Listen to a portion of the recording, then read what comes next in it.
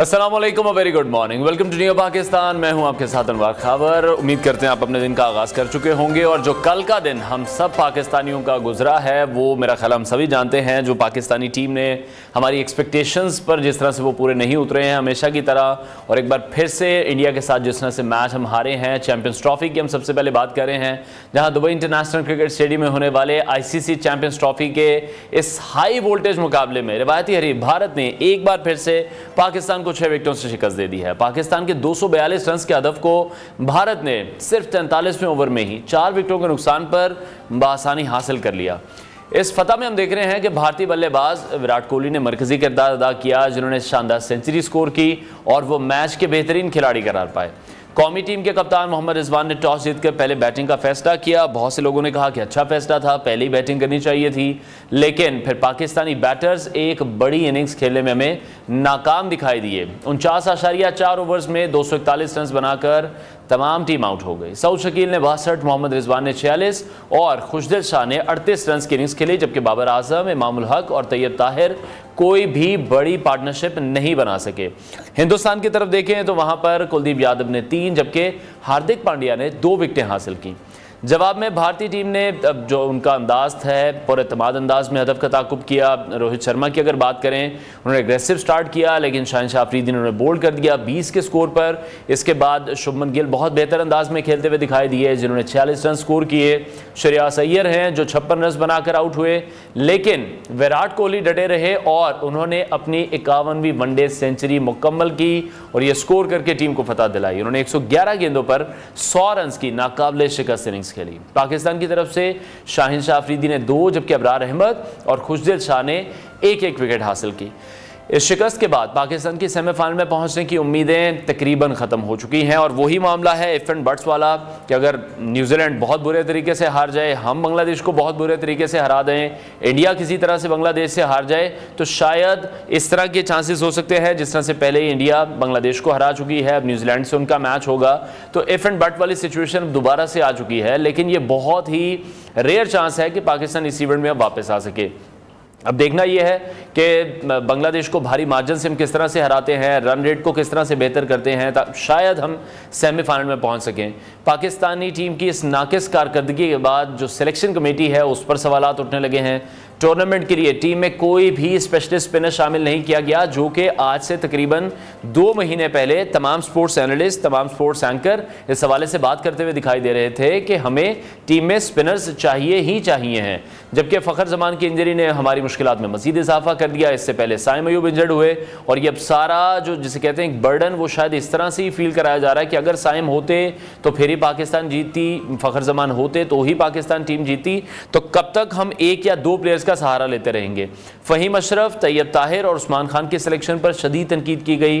मोहम्मद हारिस जैसे परफॉर्मेंस को नज़रअंदाज किया गया, उस पर भी शायकीन काफ़ी नाराज़ हुए। और जो टीम हमारी खेल रही है, अगर हम बॉलर्स की भी बात करें, हमारे प्राइम फास्ट बॉलर्स जो कि तीनों फास्ट बॉलर्स इंजरी से जब से वापस आए हैं, ना उनकी वो पेस हमें दिखाई दे रही है, ना उनकी बॉलिंग में वो दमखम हमें दिखाई दे रहा है। सीनियर स्पोर्ट्स एनालिस्ट पीजे मीर साहब ने हमें ज्वाइन किया, उनसे इस हवाले से मजीद बात करेंगे।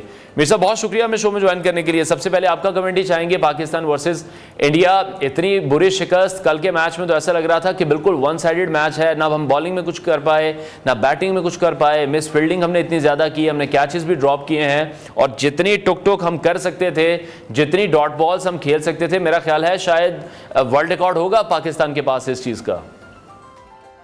लेकिन ये सबसे पहले तो कंग्रेचुलेट करें इंडिया को for a fantastic performance. Cricket आप देखें, क्रिकेट टू क्रिकेट आप देखें, उन्होंने दिखाया है कि वो एक वेल नेटेड साइड है और उनके of colour player Virat Kohli किस तरह पाकिस्तान के खिलाफ जब भी आते हैं वो कुछ ना कुछ कर जाते हैं। लेकिन हमने अपने आप को बड़ा डिसओरिएंटेटेड तरीके से हम खेले। मेरा नहीं ख्याल था कि हम टोटली फोकस्ड हैं। मेरे ख्याल कल आपके प्रोग्राम में या किसी में मैंने कहा था कि एक स्पिनर जरूर यहाँ इस विकेट पर डालना चाहिए। जो पेसर है वो पेसर ऐसी विकेट्स पे इतना काम नहीं करता जितना एक अच्छा फ्लैट स्पिनर इस विकेट पे काम करेगा, और हुआ। उनका यादव को आप देख लो।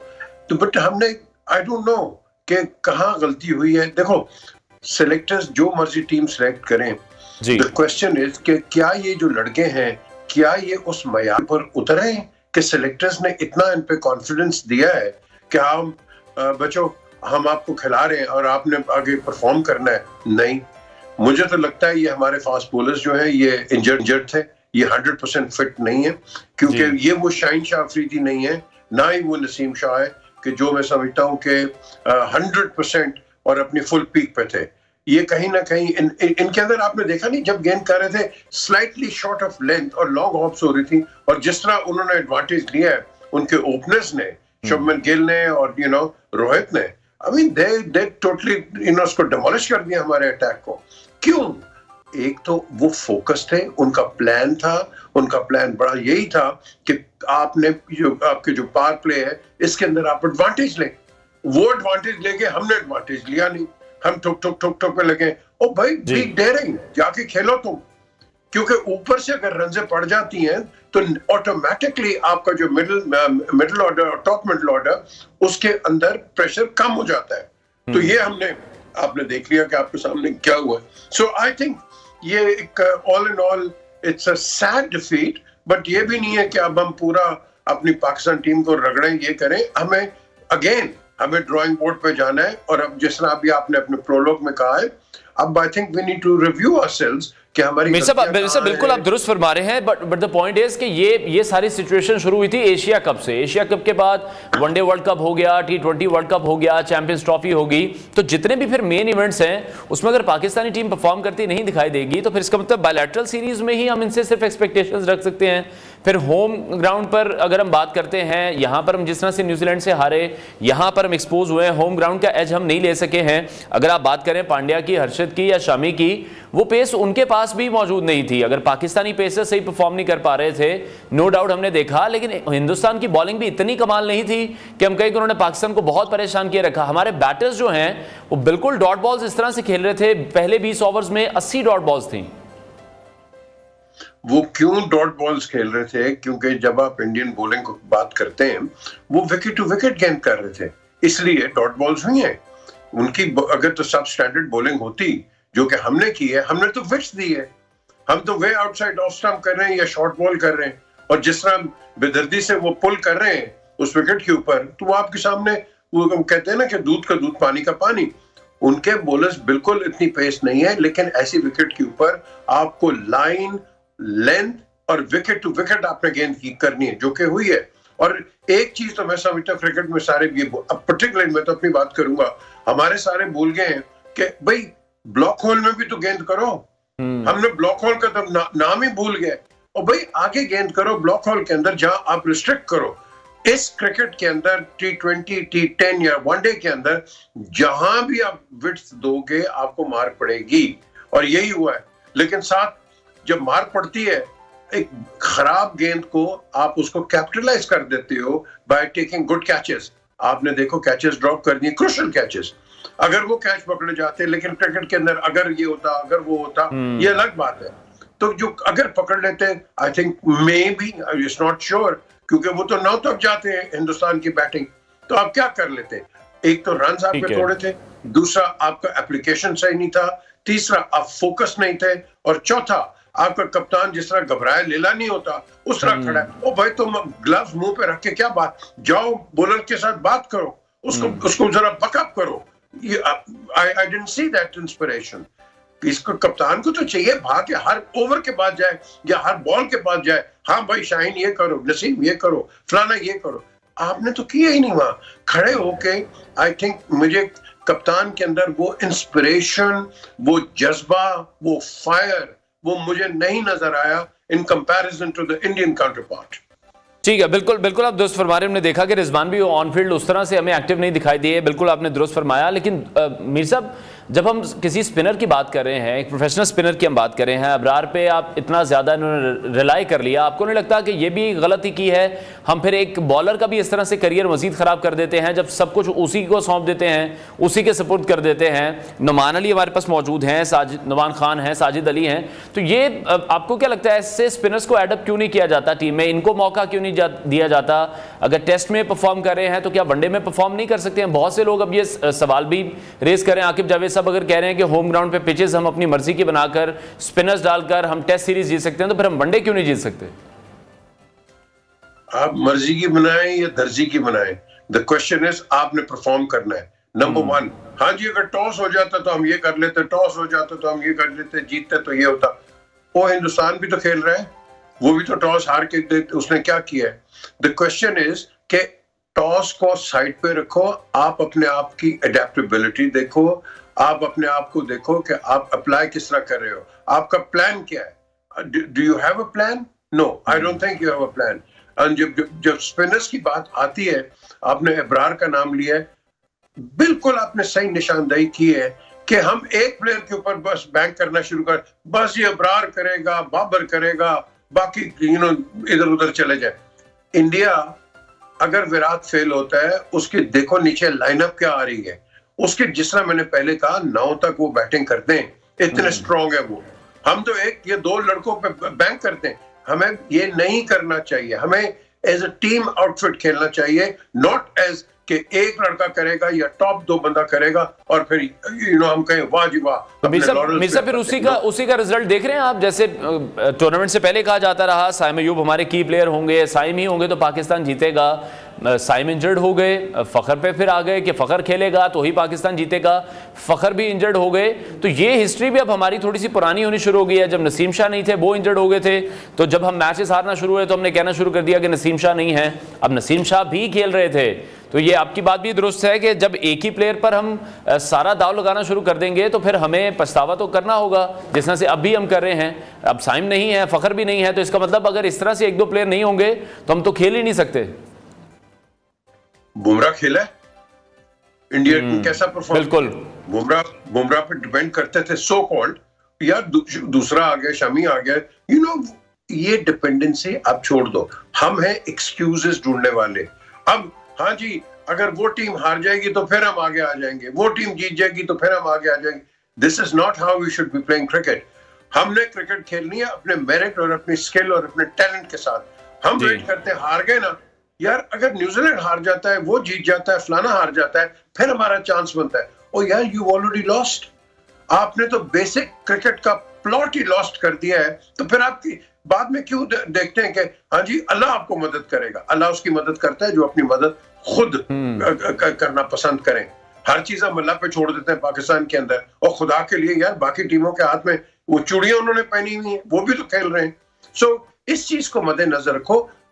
आज भी instead of being absolutely over critical, आप अपने ड्राइंग बोर्ड पे बैठो। मैं तो आज इस सारी टीम को लेके बैठूं और पूछूं हाँ भाई व्हाट वेंट रॉन्ग, मुझे बताओ। इनके साथ डिस्कशन करें, इन्होंने आगे भी खेलनी है। ये तो नहीं है अब कई वो मीडिया में आ रहे हैं हाँ जी इनको निकाल दो। This is not the answer. The answer is to regroup and fight on again.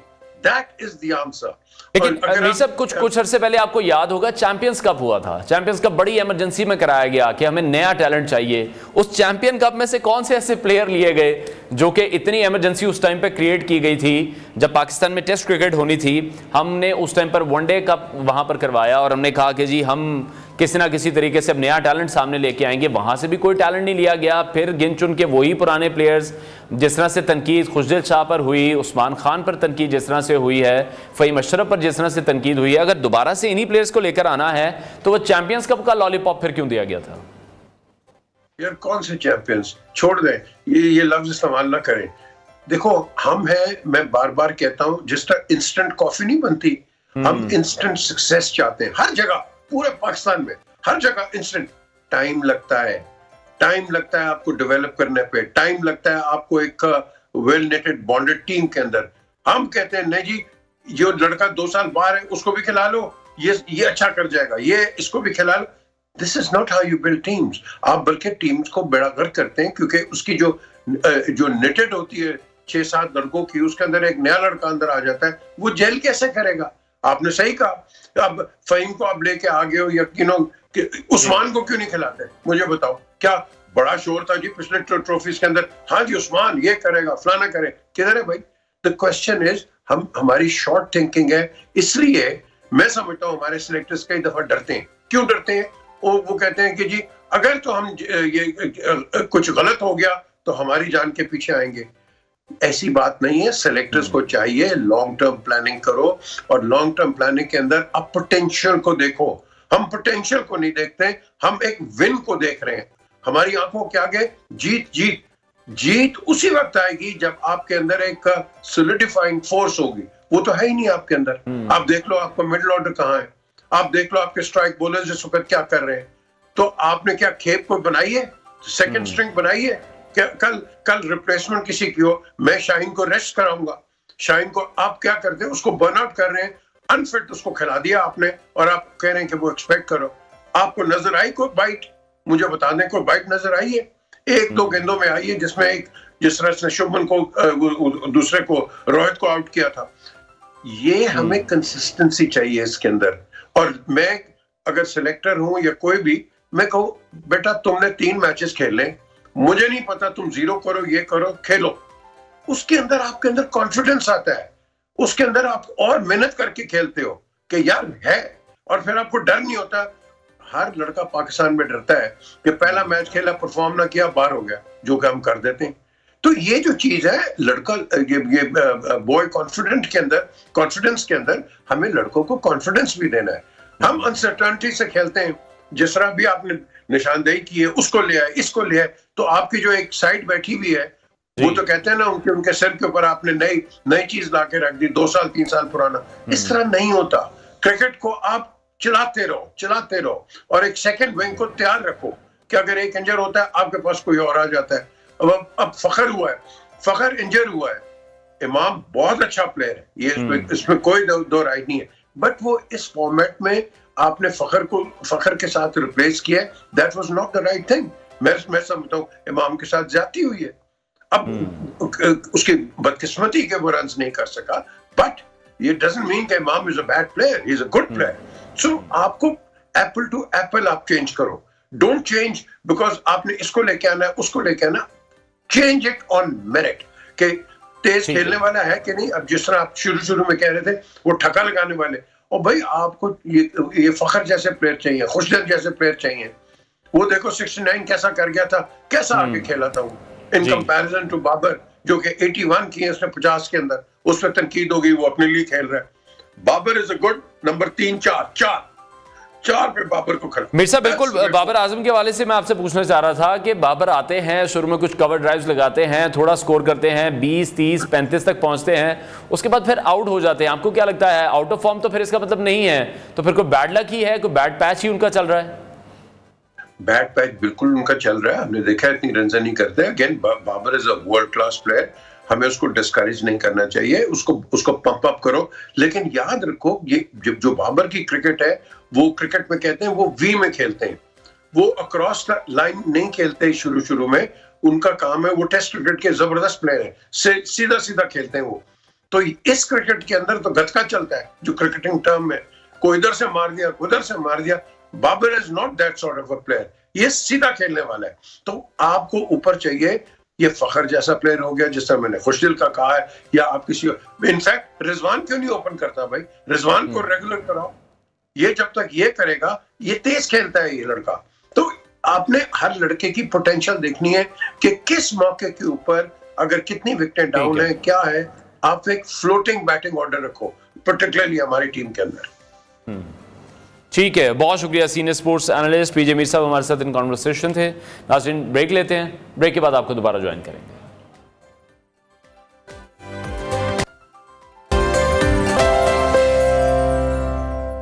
Welcome back to new Pakistan. नाज़रीन एक बार फिर से बात करेंगे चैंपियंस ट्रॉफी के हवाले से, जहां पाकिस्तान को कल इबरतनाक शिकस्त का सामना करना पड़ा, एक बार फिर से हिंदुस्तान के हाथों।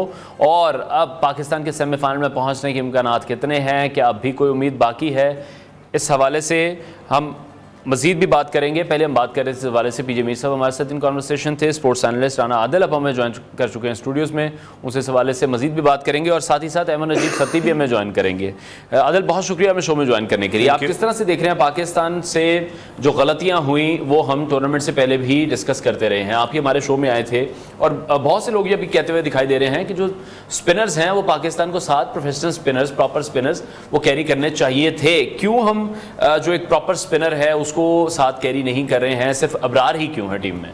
देखिए ये तो हमें खुद भी नहीं समझ के, ट्राई नेशन सीरीज़ अभी स्टार्ट हुई थी तो जो इन्होंने टीम अनाउंस की थी, तो हम तो उस टाइम भी बोल रहे थे कि हमें ये जो टीम है एक मतवाजन टीम नहीं है, बैलेंस टीम नहीं है, ठीक है। हम चैंपियन ट्रॉफी में जा रहे हैं जो कि सेकंड बड़ा इवेंट्स है आईसीसी का वर्ल्ड कप के बाद। हमने तो काफ़ी शोर शराबा किया कि शायद सेलेक्टर को, बोर्ड को हमारी आवाज़ सुनाई दे, लेकिन उन्होंने अपनी मनमानी की, ठीक है। तो अब कल के मैच पे आ जाते हैं तो आप देखें कि कोई एक हमारा बैट्समैन जो है मेरिट पे आउट हुआ हो। मतलब कोई कल इंडिया की बॉलिंग आप कह लेंगे बहुत अच्छी बॉलिंग नहीं थी बुमराह के जाने के बाद। मतलब जब वो ग्राउंड में आए हैं तो बॉडी लैंग्वेज बता रही थी कि वो प्रेशराइज हैं, ठीक है। लेकिन हमारे बैट्समैनों ने उनको जो है ना वो खुद, मतलब वो कहते हैं ना कि ये नहीं भाई ये तो इजी कर दिया, विकेटें लें, ठीक है। तो उन्होंने तोहफे में उनको विकेटें दी हैं। तो मेन चीज़ आ गई कि स्पिनर की, तो स्पिनर तो सर आप देखें कि इंडिया की टीम 4 स्पिनर के साथ आई है, 4 उनके मेन स्पिनर हैं, क्योंकि उनको पता है कि दुबई की कंडीशंस कैसी हैं। हमने 10 साल क्रिकेट खेली है दुबई में और हमें ये नहीं पता कि वहाँ पे हमें मेन स्पिनर लेके जाने हैं। और हम जनाब अपनी एक वो क्या कहते हैं कि पर्चियाँ ले गए हैं। फ़हीम अशरफ है, इसके अलावा खुशदिल शाह है, उस्मान खान है, तैयब ताहिर है, ठीक है। नहीं अभी उस्मान खान पे हम इसलिए कोई क्वेश्चन मार्क नहीं कर सकते कि उसको इन्होंने खिलाया नहीं, ठीक है। तो अगर वो खिलाते, उसको परफॉर्म नहीं करता, हालांकि वो मुल्तान सुल्तान की तरफ से T20 में अच्छी परफॉर्मेंस दे चुका है, लेकिन इस टूर्नामेंट में या ट्राई नेशन में उसको चांस नहीं दिया गया, इसलिए उस पर तो बात करने बिल्कुल फजूल है। लेकिन जो खेले हैं, जिनको खिलाया गया बार खेले, ठीक है, उन पे आप जो है तनकीद कर सकते हैं और तो वो तनकीद जायज़ भी है। लेकिन आदिल, जैसे से आप खुद ये कह रहे हैं कि इट्स बीन 10 ईयर्स कि हम दुबई में भी कितना खेलते आए हैं, अगर हमें या हमारे कोचेस को, फिर आकिब जावेद को, फिर होम ग्राउंड कंडीशंस का ही एज लेने का फिर अंदाज़ा है, ये अंदाज़ा नहीं था कि दुबई में किस तरह से खेलना है, दुबई में हमें कौन से प्लेयर्स चाहिए, कौन से प्लेयर्स हमें नहीं चाहिए। देखिए आकिब भाई का एक लंबे टाइम का एक्सपीरियंस है, ठीक है, डिफरेंट टीमों के साथ, ठीक है, काउंटी क्रिकेट के साथ, पाकिस्तान में PSL में लाहौर के अंदर को उन्होंने सर्वाइव किया है, ठीक है। इसके अलावा असद शफीक, अजहर अली, इनका तजर्बा कहाँ पे चला गया है कि इनको ये लोग दुबई में खेले हैं, इनको पता है कि दुबई की जो विकेटें हैं स्पिन ट्रैक रहता है, स्पिनर को मदद मिलती है। तो सिलेक्शन इन्होंने किस नज़रिए से की, क्या सोच के इन्होंने सिलेक्शन की कि भाई हम जो हैं पार्ट टाइम स्पिनर के साथ जाएंगे, और इतना बड़ा इवेंट है कि आप उसके ऊपर रिस्क ले रहे हो कि जी आप खुशदिल को पार्ट टाइम रख रहे हो, ठीक है, सलमान अली आगा को आप पार्ट टाइम रख रहे हो। तो भाई ये तो फिर मतलब कल का मैच है या इससे, बल्कि चैंपियन ट्रॉफी से पहले एक छोटे गली मोहल्ले का क्रिकेटर है तो आप उसको पूछो, सवाल करो कि भाई चैंपियन ट्रॉफी में हमारी टीम की कंडीशन, दूसरे बोला हार नहीं है। मतलब एक बच्चे को पता है। तो आपने तो ये एक कॉन्सेप्ट सेट कर दिया अपनी। लेकिन ठीक है, चलिए आदिल, आपसे एक बार फिर से इस हवाले से मजीद भी बात करेंगे। अमर अजीब सत्ती ने भी शो में जान के उनसे भी इस हवाले से मजीद बात करते हैं। अमर, जिस तरह से अभी आदिल भी ये कह रहे हैं कि आकिब जावेद का बहुत एक्सपीरियंस है, बहुत सी टीमों के साथ वो खेल चुके हैं, सर्व कर चुके हैं, आपको क्या लग रहा है फिर कहाँ सिलेक्शन में क्यों उनसे गलती हो गई? उनकी 2023 की वनडे वर्ल्ड कप की अगर स्टेटमेंट उठा के देखें तो उसमें वो ये कहते दिखाई दे रहे हैं कि हारिस रऊफ को और शाहीन शाह अफरीदी को मैंने T20 के लिए तैयार किया था। अब जबकि वो खुद पाकिस्तान क्रिकेट बोर्ड में मौजूद हैं, सिलेक्टर हैं, ऑलमोस्ट कोच भी हैं टीम के, तो वो अब ये डिसाइड क्यों नहीं कर पाए हैं कि मेरी ही ये स्टेटमेंट थी कि ये प्लेयर्स तो T20 के हैं, तो फिर अब वनडे में उन्हें क्यों खिला रहे हैं? तो ये जो कॉन्फ्लिक्ट है, ये जब कोई ओहदा मिल जाता है उसके बाद वो बयानात चेंज क्यों हो जाते हैं, वो सोच क्यों बदल जाती है? सर इसका एक ही जवाब है, आकिब भाई बड़ी रिस्पेक्ट है उनके लिए। लाहौर कलंदर पहले 5 सीजन क्या परफॉर्मेंस रही है, पहले राउंड में बाहर, ये उसका मुंह बोलता सबूत है। एंड उसमें जो उन सारे सालों में डिसीजन हुए, बल्कि उसके बाद भी जो डिसीजन मेकिंग हुई, 2 जो सीजन जीते वो तो बॉलिंग अटैक इतना फॉर्म में था। राशिद खान आपके पास है, जमान इमर्जिंग में, वो आप दुनिया में किसी को भी दे दे वो आपका टूर्नामेंट जीत लेंगे। तो बात यह है कि सिलेक्शन कमेटी दुनिया में क्या होती है, सिलेक्शन कमेटी का प्रोसेस होता है कि आपने पहले दुनिया में जूनियर सिलेक्टर के तौर पर काम किया हो, जूनियर सिलेक्टर का एक्सपीरियंस लेने के बाद आप अपनी सक्सेस स्टोरीज के बाद परफॉर्म करने के बाद एज अ सिलेक्टर आप आते हैं सिलेक्शन कमेटी के हर सरबराह के तौर पे। पाकिस्तान में क्या होता है, पकड़ दकड़, सीधा एक डायरेक्ट सिलेक्टर, यानी आपका प्रायर एक्सपीरियंस ही नहीं है सिलेक्शन में काम करने का और आपको डायरेक्ट सिलेक्टर। और फिर ये स्पिन का प्रॉब्लम आज का नहीं, आप पाकिस्तान के पिछले 3 से 4 मेजर इवेंट्स उठा के देख लें, हर में या तो कोई जेन्युइन स्पिनर नहीं है या एक जेन्युइन स्पिनर है, बाकी पार्ट टाइम स्पिनर्स या आधे स्पिनर के हिसाब से आप गए हो। तो आप स्पिन के शोबे को हमेशा हल्का ले रहे हैं और हमारे हमेशा पकड़ दकड़ होती है। प्लान्स में कोई और प्लेयर होते हैं और एट द लास्ट मोमेंट आप किसी और प्लेयर को लेके आते हो। तो मेरा ख्याल ये है कि हमारी ओवरऑल क्रिकेट डिक्लाइन के ऊपर, डिक्लाइन की वजह ये है कि आपके मुल्क में पाकिस्तान क्रिकेट बोर्ड को जो बंदा लीड करता है वो एक पोलिटिसाइज होता है बेसिकली। आप मेरिट पे तो लोग ही नहीं आते हो। और जो बात होती है कि हम सर्जरी करेंगे, हम ये करेंगे, सर सर्जरी टॉप से होती है, ऊपर से, एहतसाब ऊपर से होता है, ऊपर से स्टार्ट करें। आपने कौन सी, आप सारी पोलिटिसाइज कर दिया पाकिस्तान क्रिकेट बोर्ड को, अपने सारे आप लोग लेकर आए हो, एडजस्ट कर रहे हैं पाकिस्तान क्रिकेट बोर्ड में, 2 लोग आपके काबिल कोच आप लेकर आते हो बाहर से, उनके लिए हालात तंग करते हो, वो छोड़ के चले जाते हैं माफिया मांग के, यार ये किस मुल्क में हम मांगे? आप जब तक लेकिन अहमद, ये सारी बातें हम उस मुल्क के क्रिकेट के लिए कर रहे हैं जो कि 77 सालों में 78 सालों में जो रिकॉर्ड है हमारा, सबसे ज्यादा क्रिकेट खेलते हैं, सबसे ज्यादा क्रिकेट देखते हैं, सबसे ज्यादा पैसा इन क्रिकेटर्स को, इन पीसीबी ओहदेदारान को दिया जाता है। उसके बाद भी अब अगर हम ये कहें कि एकदम से बंदा लगा दिया जाता है, पॉलिटिसाइज सारा मामला है, तो अगर इस खेल में भी यही सब कुछ होना है तो क्या फायदा? जो बाकी एथलीट्स हैं बाकी खेलों के, वो तो फिर सही होते हैं कि भाई हमें इतने पैसे दें, हम आपको मेडल ला के दें, हम आपको चीजें जितवा के दें। ये बिल्कुल जितवा के देंगे। हमारे जो देखिए इस साल 2024 में ना रिवाइवल ऑफ हॉकी था, हॉकी के जैसे प्लेयर्स से मिसाल लेके बड़ा अच्छा परफॉर्म किया, ये पैसे देना आप उनको, ये शोहरत दें तो इनसे बेहतर ही परफॉर्म करेंगे। सो बेसिकली आपका जो बात यह है कि देखिए सिर्फ नाम चेंज करने से कुछ नहीं होगा क्रिकेटर्स का। मिसाल लेने के फॉर एग्जांपल आप इस वक्त जो सफे अव्वल के 3 4 5 नाम है जो पाकिस्तानी क्रिकेट टीम में, आप उनको भी निकाल दें, मसला वही का वही है ना। जो आपने ऑपरेशन करके कैंसर का मर्ज खत्म करना है, उसका कला कमा करना है, वो आप डिस्प्रिन से नहीं कर सकते। इसका मैं ये बात कह रहा हूँ कि आपको अपना सिस्टम रिवैम्प करने की जरूरत है कि जहां पे गलत बंदा आ ही ना सके, ना इदारे का सरबराह, और हर बंदा एक प्रोसेस के तहत, एक प्रॉपर क्वालिफिकेशन के तहत, जब तक वो पूरा नहीं उतरेगा वो उस ओहदे पे ना आ सके। ये सिस्टमेटिक चेंज हमें चाहिए, वरना तो किरदार है, किरदार बदलते हैं। 2015 के वर्ल्ड कप के बाद आई स्टिल रिमेंबर कौम कहती थी कि यार बस मिसबा को हटा दो तो ठीक है। 2019 के वर्ल्ड कप कहते हैं सरफराज से जान छुड़ाओ बाकी सब अच्छा है। फिर 2023 के बाद कहते हैं बाबर से जान छुड़ाओ, अब कहते हैं रिजवान को हटाओ, या इसके जो भी 3 4 प्लेयर है, प्लेयर हटते रहेंगे, इनसे वो मसला नहीं हल होगा। जो किंग मेकर है ना, जो डोरे हिलाते हैं पीछे से, वो सिस्टम ऐसा बनाए कि ऐसे लोग ना आ सकें, ताकि पाकिस्तान क्रिकेट बोर्ड में हर ओहदे पे वो बंदा हो जो उस ओहदे के काबिल है। ठीक है, अमर हमारे साथ ही रहेगा। आदिल, आप किस तरह से समझते हैं? अब हिंदुस्तान तो ऑलमोस्ट सेमीफाइनल में पहुंच ही चुका है, बाकी 3 टीमें आपको कौन सी सेमीफाइनल में नजर आ रही हैं, और आपको क्या लगता है फाइनल किन 2 टीमों के दरमियान होगा? देखिए टीमें इस टाइम एक हमारी टीम को छोड़ के सभी टीमें बहुत अच्छा खेल रही हैं, लेकिन मेरे ख्याल में इस ग्रुप में इंडिया और न्यूजीलैंड को मैं अपने ग्रुप में टॉप देख रहा हूँ। ठीक है, क्योंकि न्यूजीलैंड अच्छा खेल रही है, ये इंडिया को भी हराएंगे, टॉप ऑफ द ग्रुप रहेगी। और दूसरे ग्रुप में मैं साउथ अफ्रीका और ऑस्ट्रेलिया को देख रहा हूँ सेमीफाइनल में।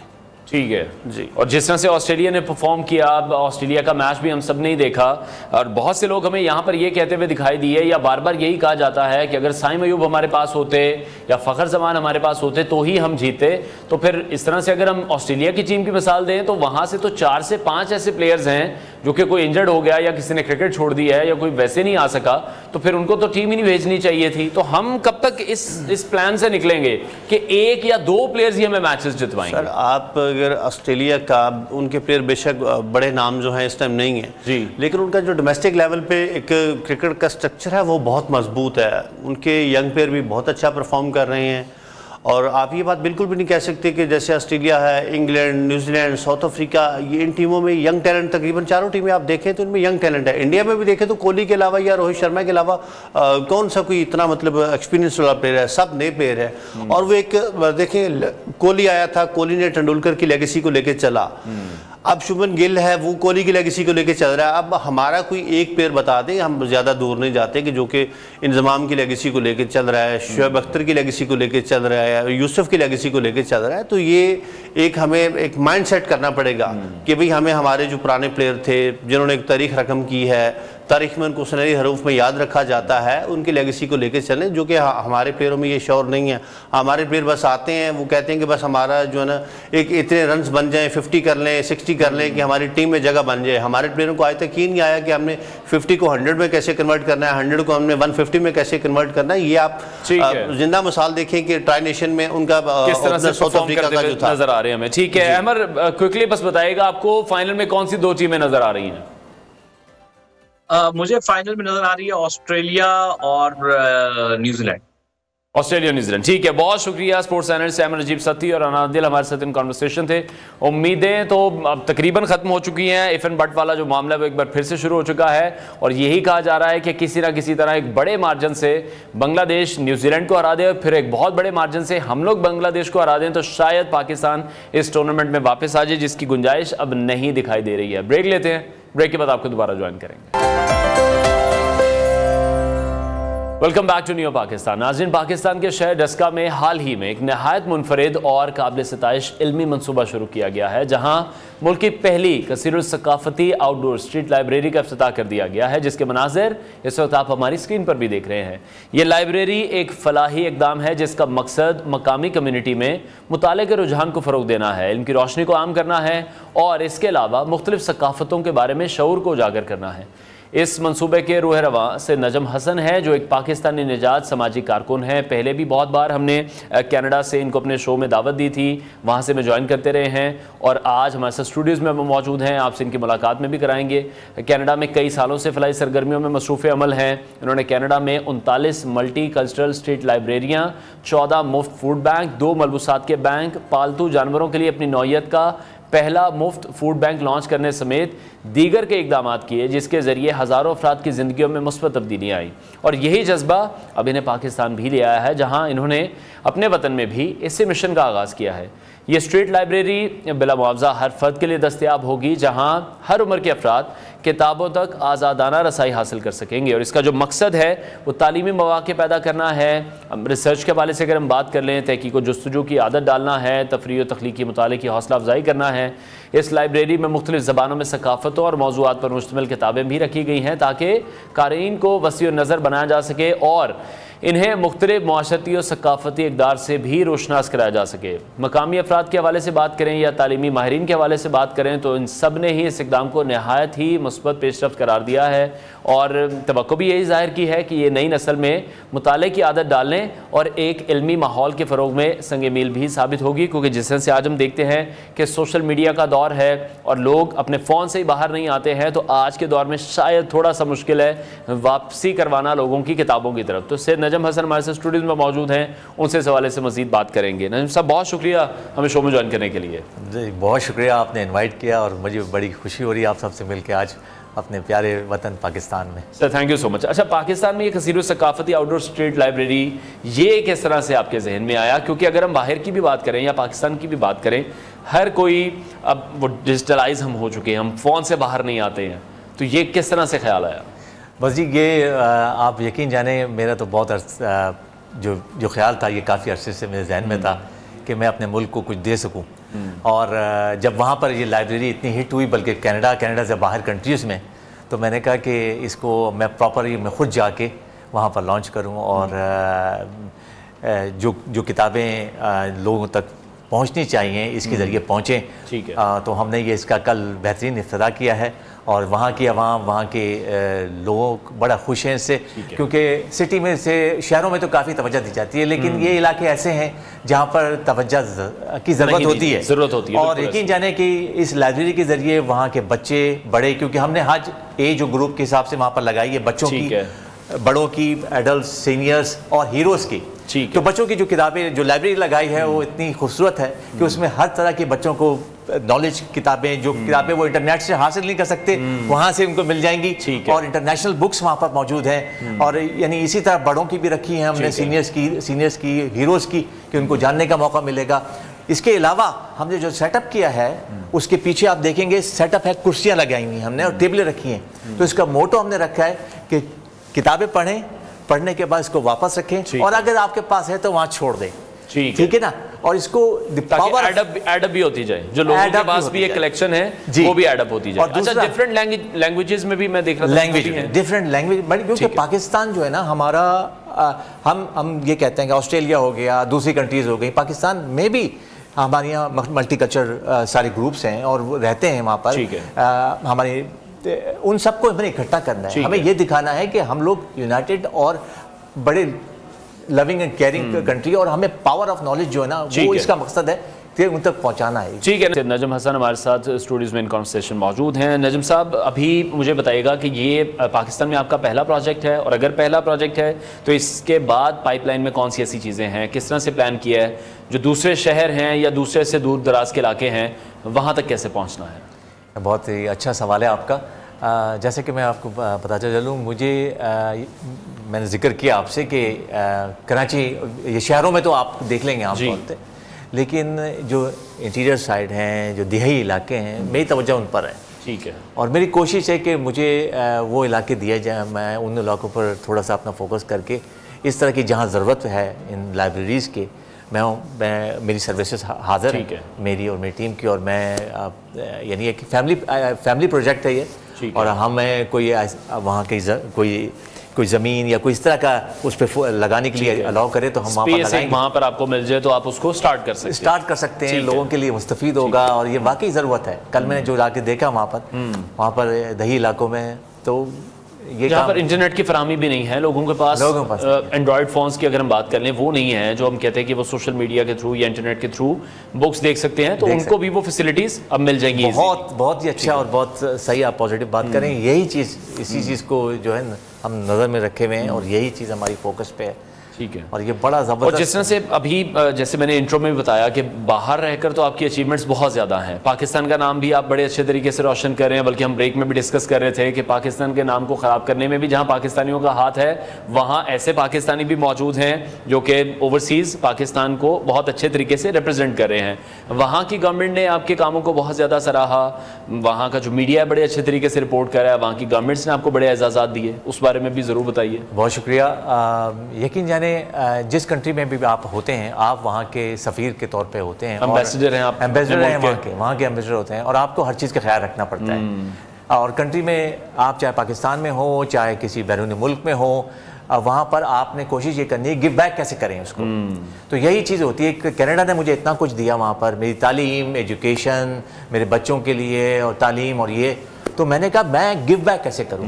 इसी तरह जब तक मैं पाकिस्तान में था तो पाकिस्तान में कुछ ना कुछ करता रहता था, जिस कंट्री में रहा हूं वहां पर उनको गिव बैक किया।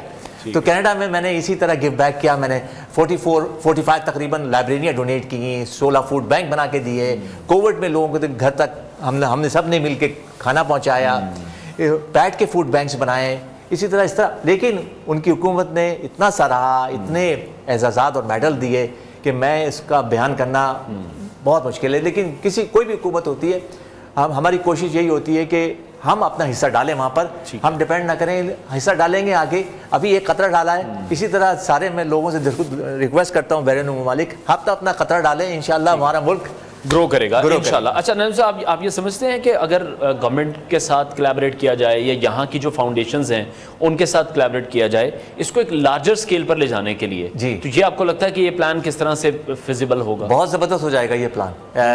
ये प्लान ऐसा है मल्टीकल्चरल स्ट्रीट लाइब्रेरी का। यकीन जाने अगर ताउन के, जैसे मैंने अभी ताउन आपको बताया कि जहाँ हमने लगाई है डस्का में, वहाँ पर ताउन है, सलीम फार्म्स, उन्होंने अपने मुझे ज़मीन का हिस्सा दिया कि आप इधर लगाएं और खिदमत के अपनी जारी रखें। तो मेरा प्लान यही हुआ कि मैंने कहा वहाँ पर अगर मैंने ये लाइब्रेरी भी लगाई है तो मैं कोशिश कर रहा हूँ वहाँ एक क्लिनिक भी होना चाहिए। ठीक है। तो मैं उस पर भी जोर दे रहा हूँ क्योंकि मुझे अभी रिस्पांस अच्छे मिल रहे हैं वहाँ से। इसी तरह जो इलाका है वहाँ पर है, जिस इलाके में आप मुझे सहूलतें फराहम करेंगे, ठीक है, मैं आप गो हेड करूँगा। और अपने मुल्क के लिए मैंने कहा कि ये मैं अपने मुल्क से इतनी मोहब्बत करता हूँ कि मैं बयान नहीं कर सकता हूँ। ठीक है। और किताबों की जो एक इम्पॉर्टेंस है वो किस तरह से आप उसको अपने लफ्ज़ों में बयान करेंगे, क्योंकि अब हम देखते हैं हम लोगों का ध्यान ज़रा किताबों से काफ़ी हट चुका है। बिल्कुल, इस सोशल मीडिया के दौर के बाद मोबाइल फ़ोन की जो एक रेस लग चुकी है, उन ऐप्स की वजह से हम बुक्स से बहुत ज़्यादा दूर हो चुके हैं। और बहुत से लोगों से मैंने ये सुना जो किताबें पढ़ते हैं बड़े शौक से, वो ये कहते हैं कि अगर आप फ़ोन से पढ़ रहे हैं ना, अगर आप किताब से पढ़ रहे हैं, क्या बात, तो उसका जो एक आपको फीडबैक मिलता है ना, जो एक मज़ा मिलता है, वो बुक से ही मिलता है, वो आपको फ़ोन से नहीं मिलता। जी जी, बिल्कुल। ये किस तरह से, ये कैसे एलैबोरेट करेंगे आप? नहीं, बिल्कुल, मैं तो इसी को, आपकी बात को कंटिन्यू करूंगा कि किताब की अपनी खुशबू होती है, और वो किताबें हम रखी हुई हैं जो इंटरनेट पे भी सहूलत नहीं है। अब जैसे कि आपने खुद में लास्ट टाइम जिक्र किया कि दही इलाकों में इंटरनेट नहीं है और बहुत सारी सहूलतें नहीं है, तो ये तो उनके लिए बहुत अच्छी चीज़ है। लोगों के पास ये फोन्स नहीं है, तो ये तो मैं समझता हूँ कि एक ऐसा प्रोजेक्ट है कि जो हमारे कितने हीरोज वहां से निकलेंगे। मैंने कल जब ओपनिंग हुई थी वहां से बच्चे थे और उनको इतनी खुशी की लहर देखी है उनमें कि जैसे मैंने क्या कर डाला है। तो यही चीज आप देखें सिटी में इससे कंपेयर करें दही इलाकों को, जहाँ पर किताबों की अपनी किताबों को हमने दहलीज तक पहुंचा दिया। तो अभी फ्यूचर के फिर प्लान्स क्या हैं, किस तरह से इसको आगे लेकर चलेंगे?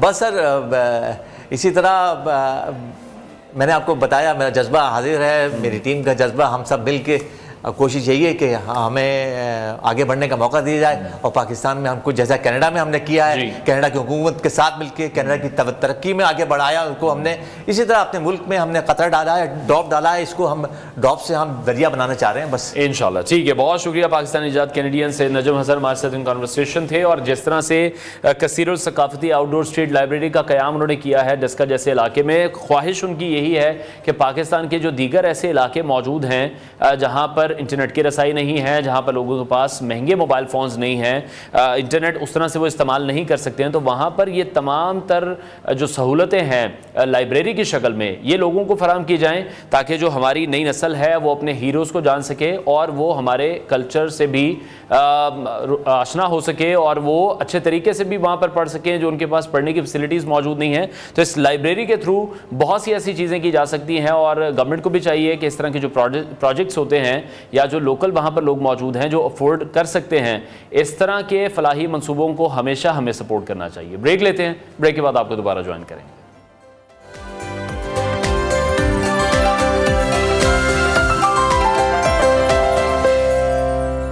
Welcome back to new Pakistan. नाज़रीन, खैबर पख्तूनख्वा में अरबाब नियाज क्रिकेट स्टेडियम का नाम तब्दील करके इमरान खान क्रिकेट स्टेडियम रखने के हुकूमती फैसले ने शदीद सियासी तनाज़ा खड़ा कर दिया है। सूबाई हुकूमत के इस फैसले पर अपोजिशन और अरबाब नियाज ख़ानदान के अफराद की जानिब से भी शदीद रद्द-ए-अमल सामने आया है।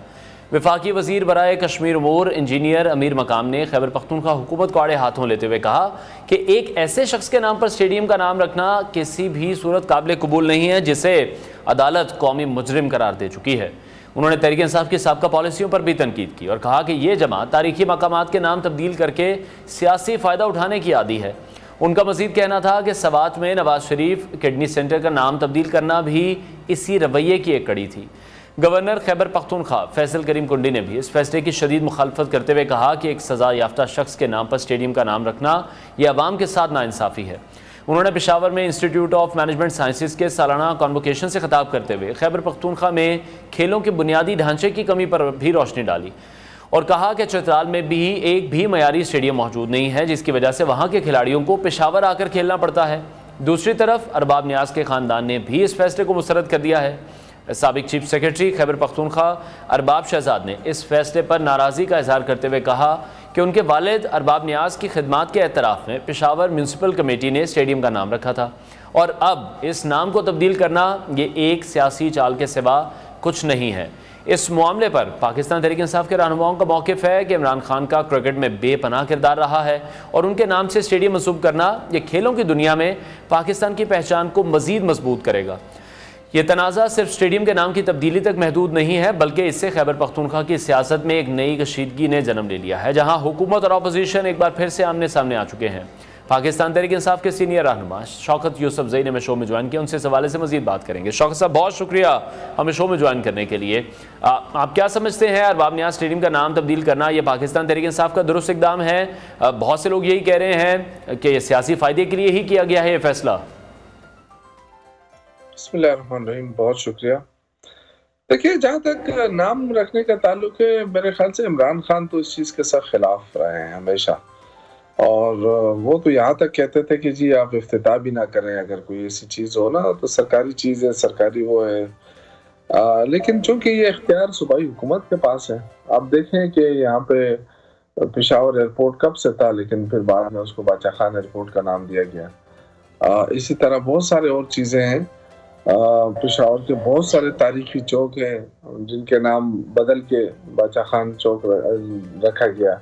इसी तरह हमारे बहुत सारे ऐसे जो सेक्रेटेरिएट के वो हैं उसमें वली खान के नाम पे रखे गए, तो और नामों पे रखे गए। तो मेरे ख्याल से ये तो सूबाई हुकूमत का अपना एक इख्तियार है और ये इख्तियार सूबाई हुकूमत की काबीना को मिला हुआ है, तो उन्होंने इख्तियार इस्तेमाल किया। लेकिन वैसे मैं ज़ाती तौर पे समझता हूँ कि इमरान खान की खिदमत इतनी ज़्यादा है क्रिकेट के लिए कि अगर आप पूरे पाकिस्तान के स्टेडियम के नाम भी क्रिकेट इमरान खान के नाम पे रख लें, स्टेडियम के नाम, तो तब भी कम है, क्योंकि वो तो एक इंटरनेशनल प्लेयर नहीं था, बल्कि एक ऐसा प्लेयर था जो आज तक उनकी तरह कोई प्लेयर आ भी नहीं सका है और ना आ सकता है। आपने देखा कल रात को चैंपियन ट्रॉफी आपने देखी जिस तरीके से, क्योंकि वो एक लीडर भी है और एक ऐसा कप्तान भी रहा है कि अपनी टीम को भी जितवाया, और हमेशा जब तक वो क्रिकेट के अंदर थे तो इंडिया सोच भी नहीं सकता था जीतने का।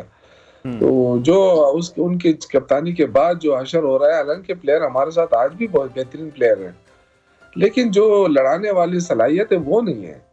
ये मैं कल रात को मैं मैच देख रहा था, मुझे बड़ा अफसोस हुआ कि हमारे इतने बड़े बड़े प्लेयर, चलो अगर बैटिंग लाइन फेल होती है तो हमारे बॉलर क्यों खौफजदा होते हैं, तो ये इतना ज्यादा। बिल्कुल शौकत साहब, आप दुरुस्त फरमा रहे हैं कि जो पाकिस्तान क्रिकेट का डाउनफॉल इस वक्त हम देख रहे हैं, यकीनी तौर पर वो खान साहब के दौर में नहीं था, लेकिन जब पाकिस्तान तहरीक इंसाफ की हुकूमत आई तो बानी पीटीआई की तरफ से जब डिपार्टमेंटल क्रिकेट को ख़त्म किया गया, उस पर भी बहुत से लोगों ने तनकीद की। मैं अभी उस तरफ नहीं जाना चाह रहा, मैं सिर्फ स्टेडियम के इशू पर ही रहना चाह रहा हूँ। ये एक लंबी वो क्रिकेट की डिस्कशन हम दोनों की शुरू हो जाएगी। इस नाम की तब्दीली पर जो अरबाब नियाज खानदान के एतराज़ात हैं उनको भी नजरअंदाज कर दिया गया। आपको लग रहा है कि यह मुनासिब था कि अगर एक चीज किसी के साथ मंसूब थी, एक नया स्टेडियम बना लिया जाता, किसी दूसरी चीज को उनके नाम से मंसूब कर दिया जाता? आपको लगता है कि यह कॉन्फ्लिक्ट बहुत बड़ा भी बन सकता है खैबर पख्तूनख्वा में? देखिए, मैं तो खुद हुकूमत में नहीं हूँ ना, ये तो डेफिनेटली जब हुकूमत से बात होगी, क्योंकि अब वो जो स्टेडियम है वो तो बिल्कुल एक किस्म का फ्रेश रेनोवेट हुआ है ना, और उस पर अरबों रुपए लगे हैं और सूबाई हुकूमत ने उस पर लगाए हैं, और वो स्टेडियम उस तरह नहीं है जो पहले था। तो काफ़ी मतलब एक जदीद कॉम्प्लेक्स की सूरत इख्तियार कर गया है। लेकिन बहरहाल ये तो सूबाई हुकूमत का अपना वो डिसीजन है, क्योंकि मैं सूबाई हुकूमत में नहीं हूँ, ना कैबिनेट में हूँ, ना मेरे से मशवरा किया गया है, ना मुझसे पूछा गया है। जाहिर है हुकूमत का अपना डिसीजन है, तो उन्होंने किया है तो अच्छा ही किया होगा। लेकिन ये शौकत साहब, हमने देखा है कि आप हमेशा शिकवे करते हमें ज़रूर दिखाई देते हैं। कभी आप कहते हैं खान साहब से मिलने नहीं दिया जाता, अभी आप हुकूमत का हिस्सा भी नहीं है, लेकिन पाकिस्तान तहरीक इंसाफ का हिस्सा ज़रूर आप हैं, और आपकी अपनी भी एक राय होगी कि अगर खैबर पख्तूनख्वा में खेलों के बुनियादी मसाइल अभी तक मौजूद हैं, स्टेडियम्स की यकीनी तौर पर कमी है, सहूलियात का फुकदान है, खिलाड़ियों के माली मसाइल हैं, वो हल नहीं हुए हैं, लेकिन प्रायोरिटी जो है वो ये है कि नाम तब्दील कर देते हैं स्टेडियम का।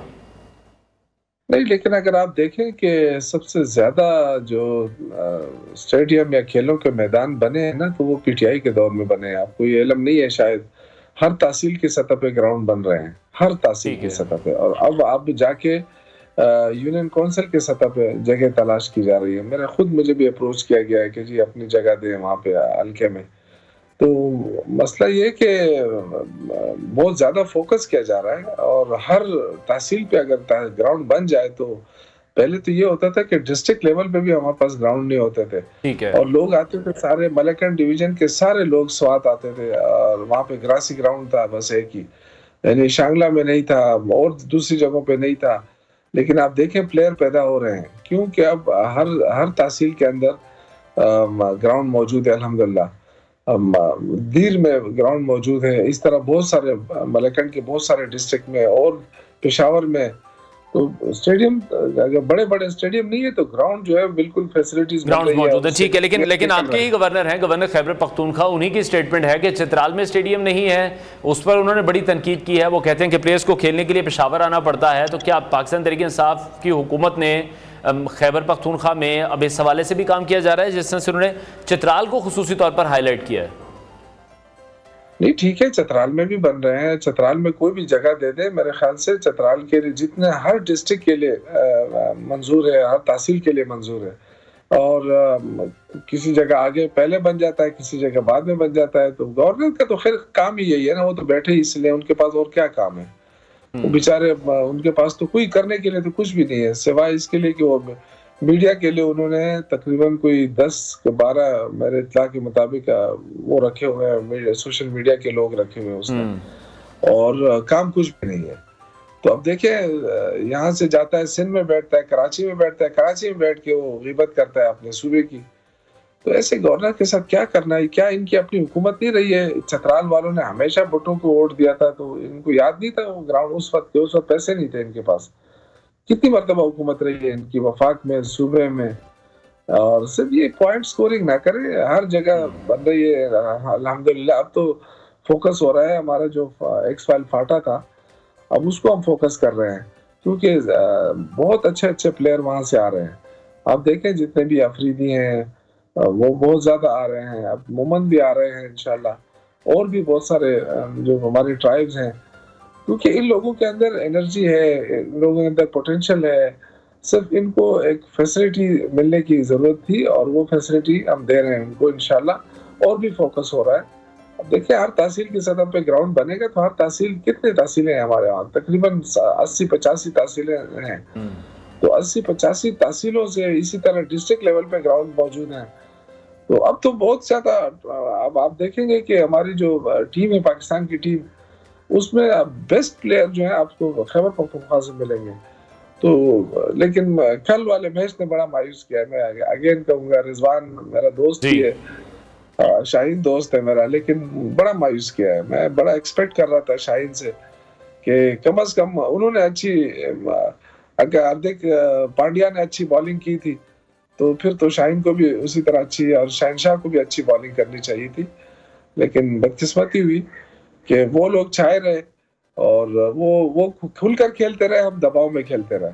और क्रिकेट जो है आसाब की जगह, मैं खुद क्रिकेटर रहा हूँ, जब आप वो दबाव में रहेंगे तो आप गेम नहीं खेल सकते। हमेशा खुलकर, जो कैप्टन की मुझे नजर आई वहां पे। ठीक है शौकत साहब, लास्ट कमेंट बस मैं आपसे चाहूंगा। खैबर पख्तूनख्वा की आवाम आपको लगता है इस फैसले से बहुत खुश होंगे? अमीर मकाम कह रहे हैं कि अवाम तो इमरान खान का नाम भी सुनना नहीं चाहते हैं, इस पर आप क्या जवाब देना चाहेंगे उन्हें?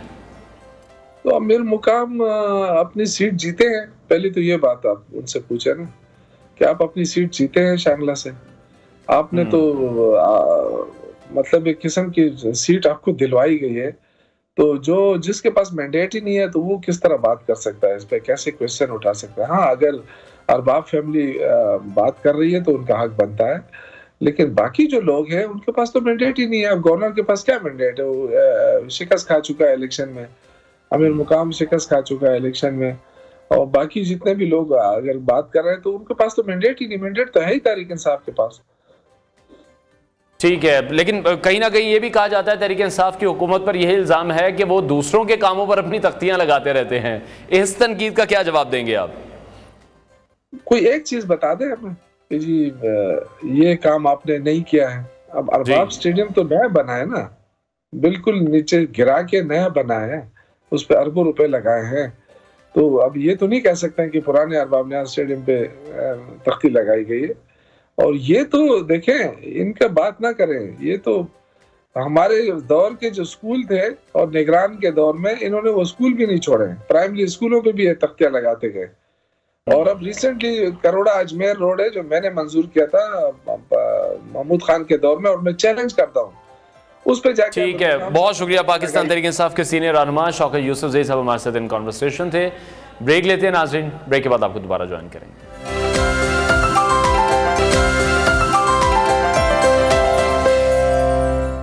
Welcome back to new Pakistan. नाज़रीन, 6 जनवरी को डिफेंस हाउसिंग अथॉरिटी DHA में दोस्तों के हाथों अगवा किए जाने के बाद बेदर्दी से कत्ल किए जाने वाले 23 साला मुस्तफ़ा आमिर कत्ल केस में अहम पेशरफ्त सामने आई है। मुस्तफ़ा आमिर कत्ल केस की तहकीकात जारी हैं और इसी सिलसिले में गुज़श्ता रोज़ तफ्तीशी टीम के हाथों गिरफ्तार होने वाले साहिर हसन के खिलाफ स्पेशलाइज्ड इन्वेस्टिगेशन यूनिट में दर्ज मुकदमा भी सामने आ गया है। गुज़श्ता रोज़ पुलिस ने अदाकार साजिद हसन के बेटे साहिर हसन को ख़याबान राहत से गिरफ्तार किया। पुलिस के मुताबिक मुलजिम के कब्जे से 50 लाख रुपए मालियत की गैर मुल्की मंशियात बरामद हुई। लेकिन बात सिर्फ यहीं ख़त्म नहीं होती। साहिर हसन ने एतराफ़ किया है कि वो गुज़श्ता 2 साल से मंशियात फ़रोग़ कर रहा था और मुस्तफ़ा आमिर कत्ल केस के मुलजिम अरमगान को भी नशा फराहम करता था। यह सिर्फ एक फ़र्द की गिरफ्तारी नहीं है बल्कि एक बड़े नेटवर्क का इंकशाफ भी है। पुलिस के मुताबिक एलीट क्लास में मंशियात का कारोबार अब एक मामूल बनता जा रहा है। पोश इलाकों में होने वाली निजी महफिलों में यह जहर खुलेआम फ़रोख्त होता है, जहां पैसा और ताकत हर जुर्म पर पर्दा डाल देती है। मगर जब यही जुर्म एक जान ले लेता है तो फिर सवाल उठते हैं। ये सबसे चल रहा था, किसकी सरपरस्ती में चल रहा था, और सबसे इंपॉर्टेंट ये है कि क्या इस बार इंसाफ होगा। बिजनेस कम्युनिटी की बात करें, ब्यूरोक्रेसी की तरफ देखें और शोबिज़ इंडस्ट्री को देखें तो यहाँ पर हलचल मच चुकी है। ये सिर्फ एक केस नहीं है बल्कि ये ताकतवर और कानून के दरमियान एक आजमाइश भी है। अगर आज ये केस भी दब गया, अगर मुजरिमों को सजाएं ना मिली, तो कल को कोई और मुस्तफ़ा आमिर इसी तरह बेबसी की मौत मरेगा। और मुआशरा तभी बेहतर होता है जब कानून सबके लिए बराबर हो। और ये देखना अब सबके लिए ज़रूरी है कि क्या वाकई इंसाफ होगा या फिर ये केस भी हमेशा की तरह वक्त के साथ मट्टी में दफन कर दिया जाएगा। प्रोग्राम का वक्त नाज़रीन ख़त्म हुआ है। इंशाल्लाह कल फिर आपसे मुलाकात करेंगे। अपना बहुत सारा ख्याल रखिए, इजाज़त दीजिए, अल्लाह हाफ़िज़।